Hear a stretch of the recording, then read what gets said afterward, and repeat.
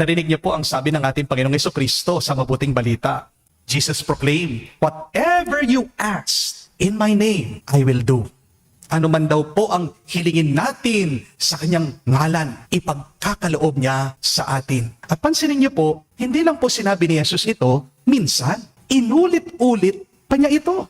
3 beses nga niya sinabi Ibig sabihin, hindi po ito aksidente. Hindi po ito biro. Hindi rin po ito basta pag-i-encourage lang. Ito po ay pahayag ng katiyakan. Ito po ay ang pangako ng Diyos sa atin na hindi kailanman mapapako. Mga kapatid, aminin po natin, matagal na tayong nagdadasal sa kanyang ngalan. Paulit-ulit tayong humihingi sa kanya in Jesus' name. Umiiyak pa nga yung iba sa atin kapag nananalangin sila. Pero bakit ba parang walang sagot ang Diyos?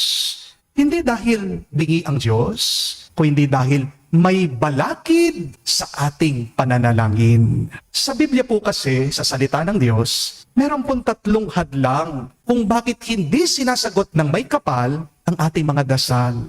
At sana po tandaan niyo ito kung gusto niyong matanggap yung matagal niyo nang hinihiling sa inyong mga panalangin. Unang-una, maling motibo. Wrong motive. Sabi po sa sulat ni Santiago, you asked but do not receive because you asked with the wrong motive. Hindi ko po alam kung napanood nyo yung viral na balita, yung pong nakuhang hold-upper magnanakaw. Siya po ay nahagip sa CCTV, nandun siya sa kanto, inaabangan po niya yung isang Indiano na naniningil ng pautang. Pero bago po mag-hold up, ito pong binata, ano pong ginawa niya? Nag-sign of the cross.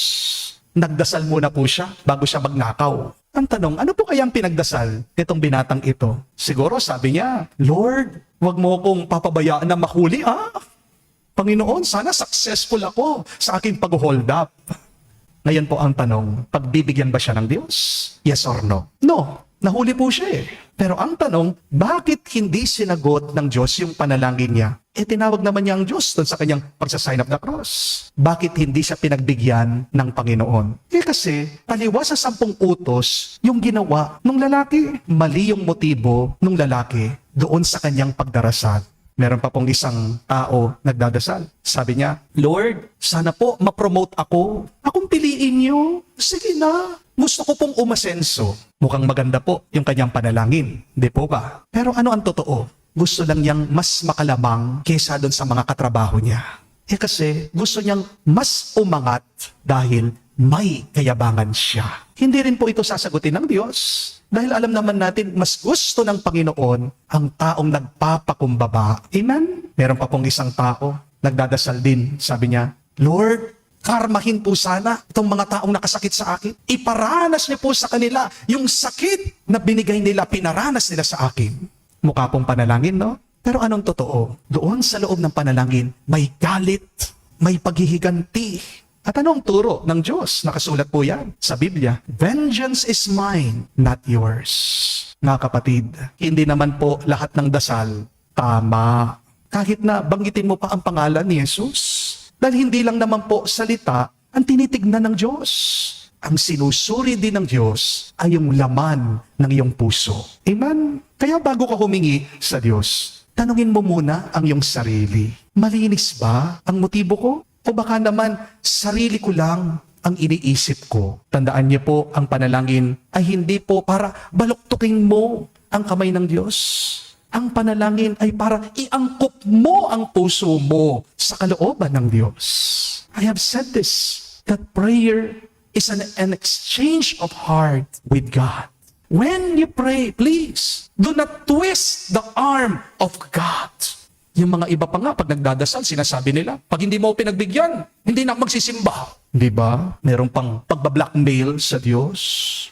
But what is true prayer? It is aligning our hearts to God's will. Amen? Hanggat hindi malinis ang iyong motibo, ang iyong puso, hindi ka sasagutin ng Panginoon kahit na ilang beses mo pa sabihin ang pangalan ni Jesus. Pero ikalawa, kawalan ng pagpapatawad. Our prayers sometimes are unanswered because we are unable to forgive. At paalaala po ni Jesus yan sa atin. Kung hindi tayo magpapatawad, merong harang ang ating mga panalangin. Unforgiveness chokes our prayers. Isipin niyo po ito. Halimbawa, magdidilig kayo sa inyong hardin. May hawak kang hose. Dinadaluyan ng tubig. Kapag nakaipit yung hose na hawak mo, wala pong lalabas sa tubig dyan. Di po ba? At ganyan din po sa ating pananalangin. Yung hose, yan yung ating dasal. Yung tubig, yun yung biyaya ng Diyos. Pero anong umiipit dun sa hose? Yung galit mo, yung sama ng loob mo, yung hindi mo pagpapatawad.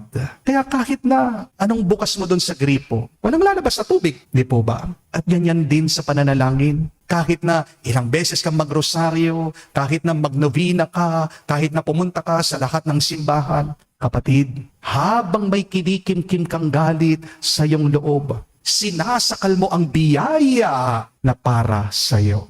Pangatlo po at kahuli-hulihan, masamang pakikitungo sa iba. Mistreatment of others blocks our prayers. Sinasabi din po ng Biblia yan. Lalong-lalo na po, mababasa nyo in the first letter of Peter, na ang pakikitungo natin sa iba, lalong-lalo na sa ating mga pamilya, nakakaapekto sa kung paano tayo pinakikinggan ng langit.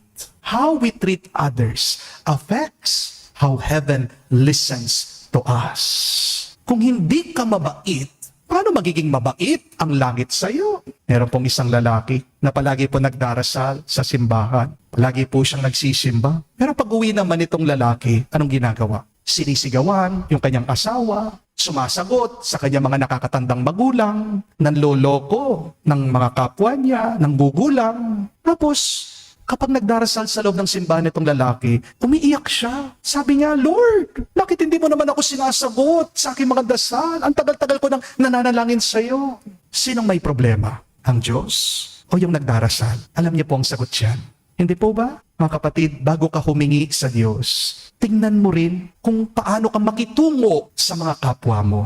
Hindi po pwedeng napakalambing mo sa Diyos, pero nakakasakit ka naman sa kapwa mo. Dahil ang Diyos na dinadasalan mo, siya rin ang Diyos na nasa puso ng kapwa mo. Kapag sinasaktan mo ang iba, sinasaktan mo din ang Diyos. Paano kanya sasagutin sa iyong mga panalangin? Kaya tandaan niyo po, kung paano ka namumuhay, ganon din kalakas ang panalangin mo. The way you live shapes the way you pray. Mga kapatid, ang panalangin po ay hindi lang simpleng paghingi. Ang panalangin din ay labanan.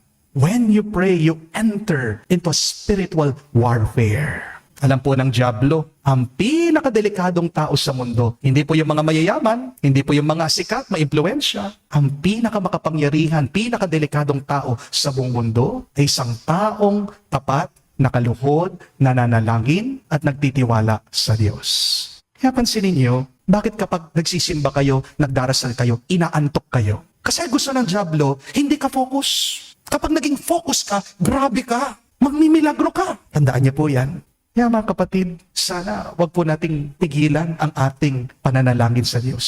Pero ngayon, nagiging mas malinaw na sa atin. Dagdagan mo pa, sabayan mo pa ng tamang motibo, ng isang pusong nagpapatawad at isang buhay na nagmamahal at napakabuti mo sa iyong kapwa. Sa tamang panahon, umasa ka, magtiwala ka, mararanasan mo. Hindi mo lang matatanggap ang iyong hinihiling, ipagkakaloob pa ng Diyos sa iyo. Higit pa, isang pagpapala, isang grasyang sobra-sobra. Amen.